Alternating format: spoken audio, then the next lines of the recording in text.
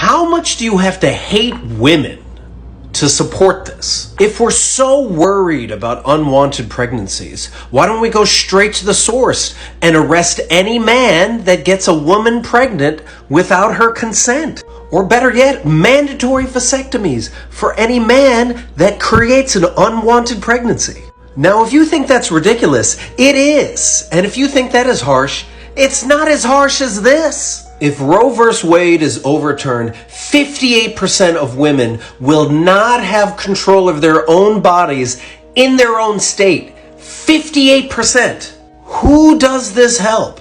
Who benefits by us going back to the 1950s? If the Supreme Court has nothing to do and is struggling to find criminal acts that are actually destroying America, there are plenty to choose from. Why not prosecute the 100 companies that are contributing the most to global warming? Or why don't you go after all the money that companies and billionaires looted from the COVID relief fund?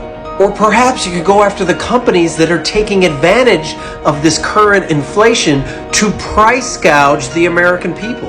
Or why don't we figure out how we can fund the IRS to go after major companies and billionaires that are hiding trillions of dollars overseas that should be taxed? And if you still don't have enough to rule on, perhaps you should look into criminal justice reform and find that most Americans don't trust law enforcement or the criminal justice system overall. And some even argue that policing is just as racist as it was in the 1950s. So if you choose to focus on this over all the other issues listed, in the next 10 years, be prepared for the following. Major U.S. cities dealing with the worst climate disasters they've ever faced, and it's on your watch.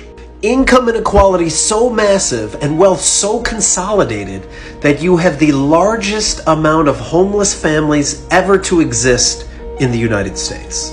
And with all that, and your ruling regarding Roe vs. Wade, you will create the largest amount of protests seen in the United States since the 1960s. Are you ready for that? If not, you might want to reconsider.